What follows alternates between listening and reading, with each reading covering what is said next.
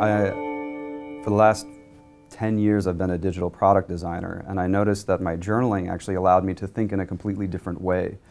So even when I would be designing different kinds of software applications, from watch interfaces to video game interfaces, it always started out on paper. And over time I realized that the more I could actually take my thoughts offline, the clearer they would become and the more I could focus. Because I mean, you could sit down and start typing out, you can journal in an app, but I noticed I'd be journaling in an app, and the next thing I know, I'm ordering shoes online, and you have no idea how you got from one point to the other. But when you sit down with a notebook, and as soon as you engage with the page, you are unplugged. So it forces you to really engage with your thoughts in a way that I feel has not been accurately replicated in the digital space. So for me, the act of bullet journaling is an act of thinking. It's an act of unplugging and actually processing the information. And in my community, I've found that that's also provided significant value to people who get caught up in the rush of everyday life. It's a moment that you can take back. It's a moment where you can really have the luxury of sitting down and starting to digest the things that you otherwise can easily be overwhelmed by. I think one thing that we often kind of forget is just because something is convenient does not make it efficient. So a lot of times data entry, if you type for example, happens a lot faster, but in that process a lot gets lost because you're just kind of parroting the source. And I think that it's really important to actually hear what's being said than just simply kind of spitting it back out onto paper.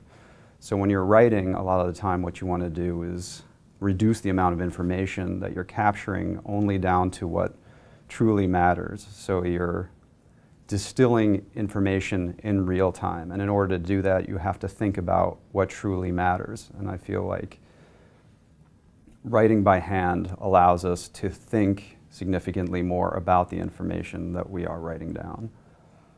I mean, the actual act of writing activates very many different parts of our brain simultaneously that, from the science that I have seen, doesn't happen when you're typing. So for example, students that were separated into two separate groups, one was allowed to take notes via handwriting and the other via typing, and the group that wrote by hand retained the information significantly longer and significantly more accurately. So I think that when you concentrate and you focus on writing, you are engaging with content significantly more. You have to. The weight of the pen, the ideas, the concepts that you're trying to distill down to what matters, how your handwriting looks, how quickly you're writing, and all those things immediately focus your attention more so than I would say typing would. So decision fatigue is when you find yourself literally exhausted by the amount of decisions that you have to make, because we're constantly inundated by so many different things from so many different channels. All that information requires our attention, and a lot of that information actually requires us to act, and acting on information is essentially making a decision. So do you want to go watch this movie? Do you want to go on this trip? Do you want to respond to this email? Do you? You have to constantly keep asking yourself, and you're making decisions.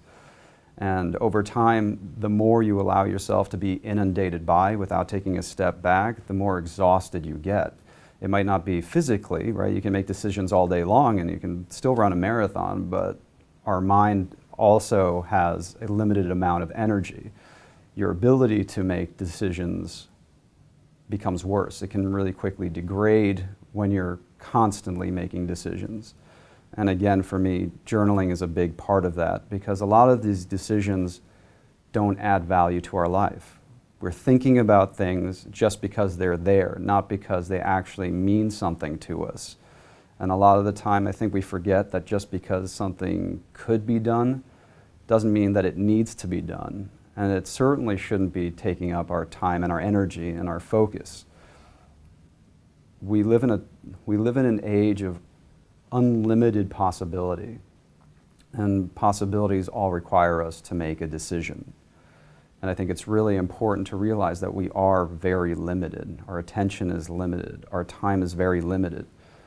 And if we start to structure our days around that concept, then we can start to protect the time that we do have and start trying to make decisions based on things that do matter to us. I think before we make the decision, we have to make the decision to be very careful about what we let into our lives. And if we don't, we suffer from decision fatigue.